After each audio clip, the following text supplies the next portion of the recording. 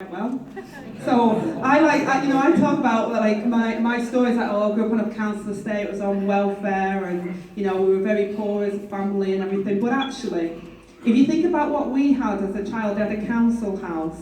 I had free education and opportunity. I had a gyro every fortnight that my mum and dad got that actually was enough to feed us. We had a grant for our school uniform, so we were able to get a grant to get school uniform. We had free school meals. If you look at all those things that I had, and yet I consider myself growing up to have been in poverty, think about the people today in Ilford, and you think about the poverty that they're in. It makes my life and the opportunities that I had actually very well off compared to the people today. Because the people today are probably in the terraced housing that was council housing that's now been sold off under Thatcher's right to buy. And some private landlord's probably got that property and is not doing the work on that property that is needed. My friend was putting more in her gas meter than I was paying for my Audi a few years ago. And that's because she was too frightened to tell the landlord how bad the boiler was and how difficult things were in the house and how cold it was, because she knew that the landlord would throw her out with her 4 children, and she was worried that she wouldn't be able to take the children to the school that they go to. That's the poverty of today. The poverty of today is that people have to visit food banks. People in work visit food banks.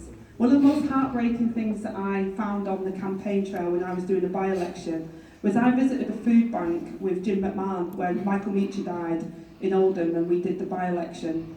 And I went into this food bank with Jim, and I had to go to the toilet. So it's the only time I've ever cried while I've been at work, and I genuinely had to go to the toilet because I was so upset about it.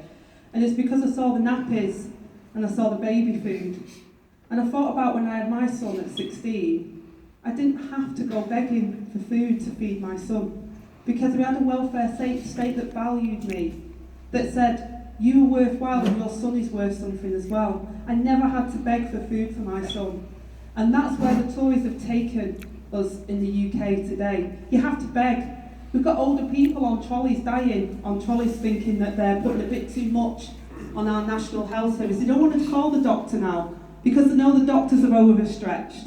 So they're dying on their own without the care that they deserve after being, contributing to this country for so long. They're not getting the support that they need. And it doesn't have to be like that. It doesn't have to be like that. And one of the reasons I'm standing to be deputy leader is I don't want to be on the sidelines anymore. I told my story so many times in the Labour Party, and I tell it and I'm so proud of the Labour Party, but I'm sorry I'm not factional in the Labour Party. If you're looking for someone that's going to choose a side in the Labour Party, and you're the wrong person, I'm on your side. I'm on the side of the membership.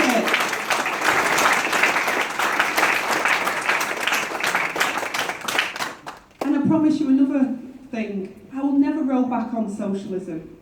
Don't judge me by my words, judge me by my actions.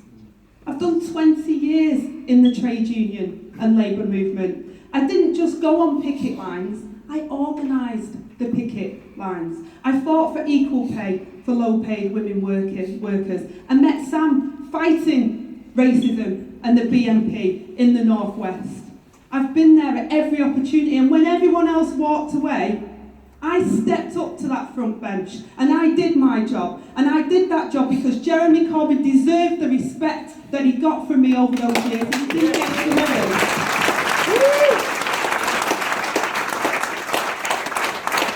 But most of all, I learned as a young mum, as a young activist in our movement, if you get the opportunity for power, you never, ever give it away.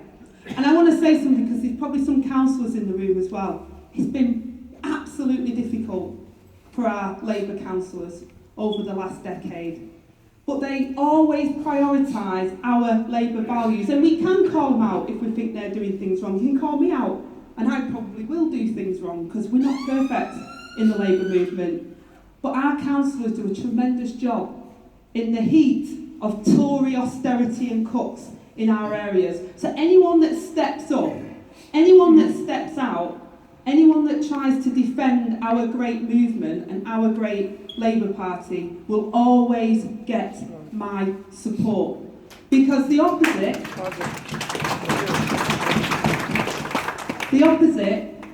is Jacob Rees-Mogg, Boris Johnson, Priti Patel. Exactly. Now you've gone off your dinner now. The cards have set in now. And if I was in a teaching place, I'd just say Michael Gove, and that really sets you off. I often got invited to do speeches, and if I was in the afternoon when everyone was getting a bit sleepy and it was an education speech, I'd just do Michael Gove, and it was like a pantomime. It always got them riled up. But that's the option. If we're not the option, and that's what we've got to keep in mind, that what's at stake. So I'm standing to be the deputy leader, not because I want some grand title. I haven't done 4 years on the front bench because I wanted some grand title.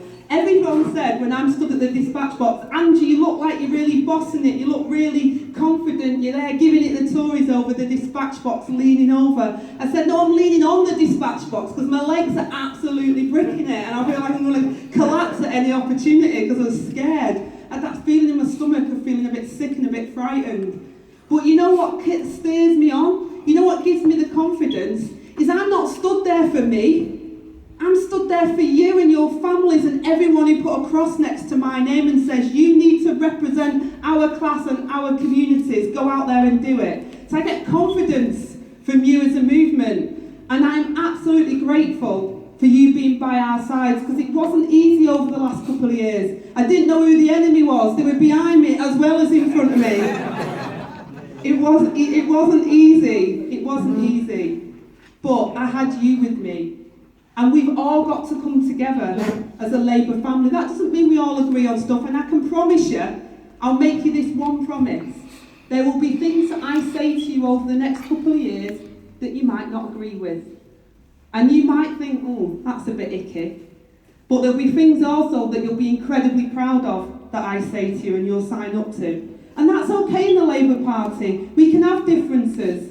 But I also promise you this, I will never be a Tom Watson divisive figure in our movement either.